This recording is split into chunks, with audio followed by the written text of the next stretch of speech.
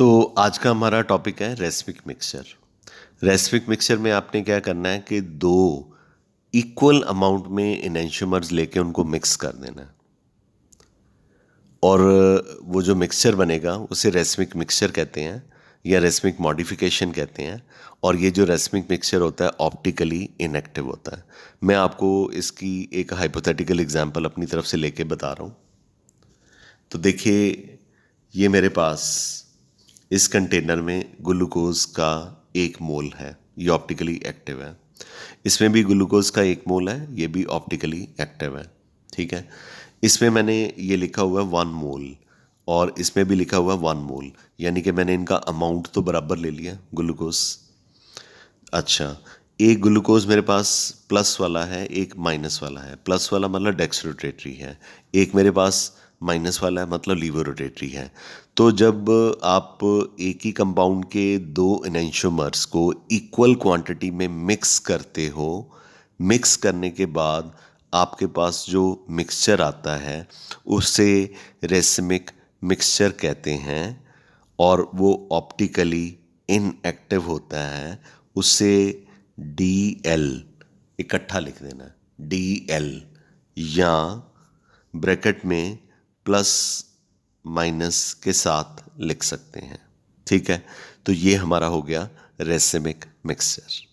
ठीक है, तो एक रेसोल्यूशन भी डेफिनेशन होती है, वो शायद इसमें नहीं दी हुई नोट्स में। मैं वो लिख के दे दूंगा आपको।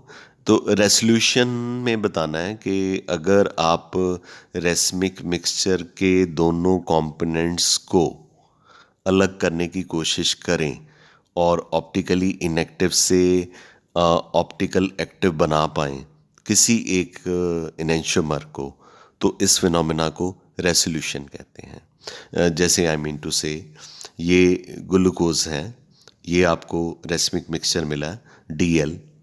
तो आप इसमें से दोनों तो नहीं अलग कर सकते, कोई एक अलग कर सकते हो, उसे डेक्स्ट्रो अलग कर सकते हो या लीवो अलग कर सकते हो। तो ये कन्वर्जन जो है रेसिमिक मिक्सचर की एक ऑप्टिकल इनेंशियोमर में, ऑप्टिकली एक्टिव इनेंशियोमर में, तो इस फिनोमेना को रेसोल्यूशन कहते हैं। तो रेसोल्यूशन के दौरान आपको दोनों इनेंशियोमर वापस एज सच नहीं मिलते, नॉर्मली एक मिलता है, दूसरा नहीं मिल पाता। ठीक है, तो उसके बड़े सारे रीजंस होते हैं। मैंने बस सिंपली आपको बताया है कि रेसिमिक मिक्सचर को आप दोबारा से उसमें से अगर किसी एक पर्टिकुलर इनेंशियोमर को निकालना चाहें तो वो आपकी मर्जी पे नहीं डिपेंड करता कि आप किसको निकालना चाहते हैं। आप शायद एक को निकाल सकते हैं और ये जिस इनेंशियोमर को रेसिमिक मिक्सचर से निकाल लेते हैं तो और वो ऑप्टिकली एक्टिव होता है, तो इस फिनोमेना को हम क्या कहते हैं, रेसोल्यूशन कहते हैं। तो मीज़ो कंपाउंड्स जो हैं ऐसे कंपाउंड्स होते हैं जिनमें कायरल कार्बन प्रेजेंट होते हैं पर वो ऑप्टिकली एक्टिव नहीं होते।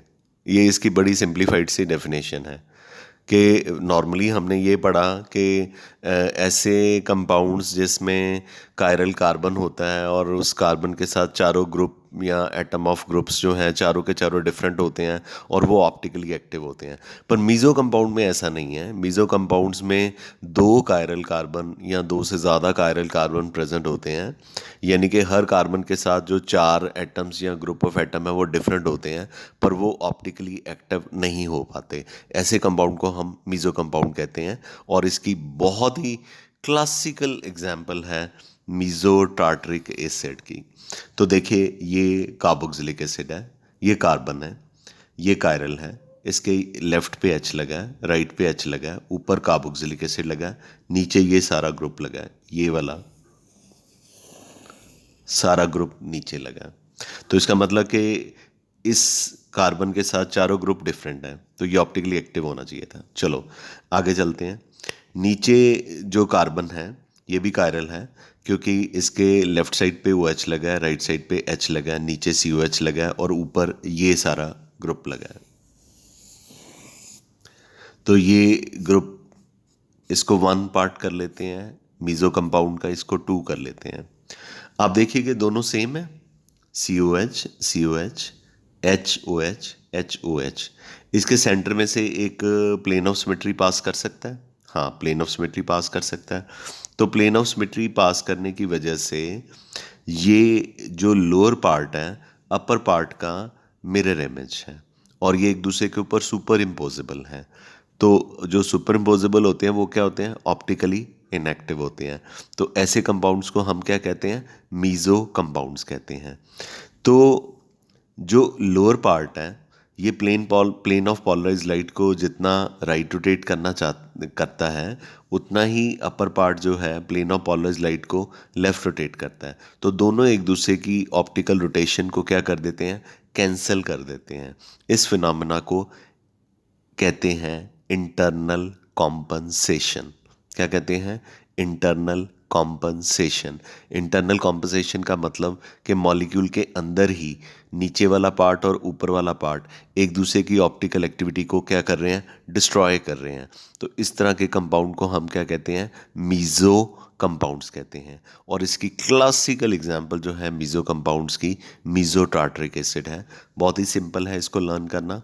कार्बोक्सिलिक एसिड, सेकंड कार्बन पे HOH, थर्ड कार्बन पे HOH, फिर नीचे carboxylic acid is a meso tartaric acid.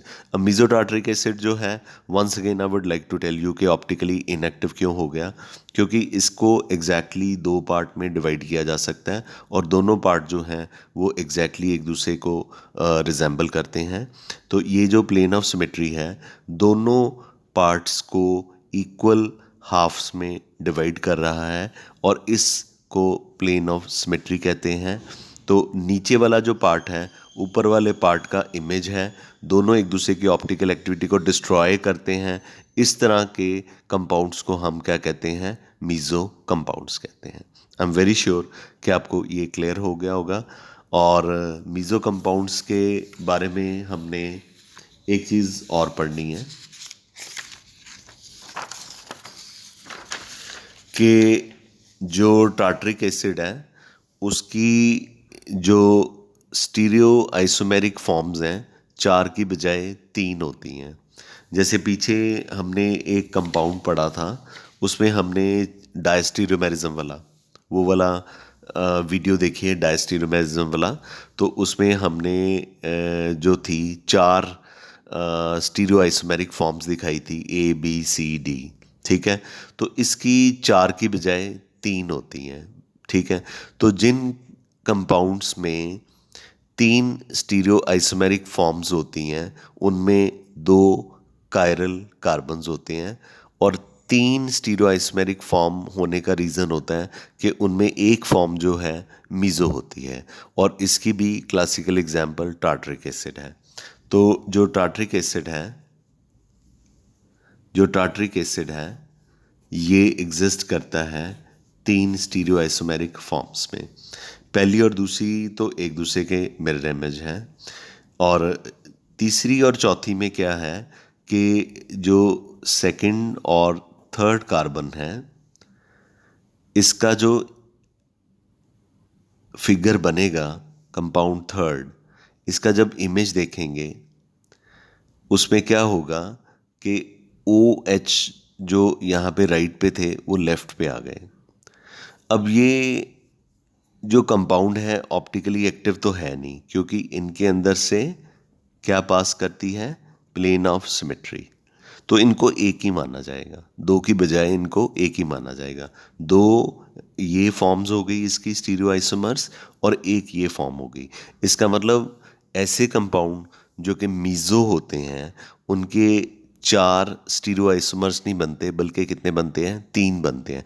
लेकिन कायरल कार्बन का नंबर कितना होना चाहिए, 2 होना चाहिए। अगर कायरल कार्बन का नंबर 3 होगा तो फिर स्टीरियो आइसोमर फॉर्म का नंबर जो है वो चेंज हो जाएगा। ठीक है, तो ये मैं आपसे थोड़ा सा डिस्कस करना चाहता था डायस्टीरियोमेरिज्म के बारे में और मीज़ो कंपाउंड्स के बारे में और उनकी स्टीरियो आइसोमेरिक फॉर्म्स के बारे में। आई एम श्योर कि ये आपको क्लियर हो गया होगा। हाँ जी बच्चे, आज हमने DL सिस्टम के बारे में पढ़ना है या DL नॉमेनक्लेचर के बारे में पढ़ना है। नॉर्मली ये DL नॉमेनक्लेचर कार्बोहाइड्रेट्स के चैप्टर में यानी कि बायोमोलिक्यूल्स में यूज़ होता है। ये एक पुराना कॉन्फ़िगरेशन का सिस्टम है, जिसमें हम ये बताते थे कि ग्रुप ऑफ एटम का अरेंजमेंट स्टीरियो सेंटर्स के आसपास कैसा हो सकता है। तो सबसे पहला जो कंपाउंड जिसे डी एंड एल सिस्टम दिया गया था वो ग्लिसरल एल्डिहाइड था। तो ग्लिसरल एल्डिहाइड में दिखाया हुआ है, ये ग्लिसरल एल्डिहाइड है। इसमें इसका फॉर्मूला है कि एल्डिहाइड में, अच्छा ये जो क्रॉस है ना, ये फिशर प्रोजेक्शन होती है, यहाँ पे कार्बन होता है, इसके H है, राइट साइड पे OH है, नीचे CH2OH है। तो OH जो है वो पेनल्टीमेट कार्बन पे, यानी कि सेकंड लास्ट कार्बन पे, OH जो है वो किस तरफ है, राइट हैंड साइड पे है। तो इस तरह के सिस्टम को डी सिस्टम कह देते हैं या डी सीरीज कह देते हैं। लेकिन ये जो OH है ये पेनल्टीमेट कार्बन पे होना चाहिए, सेकंड लास्ट कार्बन पे। तो फर्स्ट कार्बन कौन सा है, ये वाला। सेकंड कौन सा है, ये वाला। थर्ड कौन सा है, ये वाला। तो सेकंड हो गया ना, तो सेकंड लास्ट हो गया, ठीक है। थर्ड से पहले सेकंड, तो सेकंड लास्ट हो गया। तो सेकंड लास्ट में OH अगर राइट हैंड साइड पे है तो इसको हम कहते हैं डी ग्लिसरल एल्डिहाइड। ये डेक्स्ट्रो भी हो सकता है, लीवो भी हो सकता है। इसका डेक्स्ट्रो लीवो से कोई लेना देना नहीं है, ये कैपिटल डी है, और जो डेक्स्ट्रो होता है वो स्मॉल डी होता है।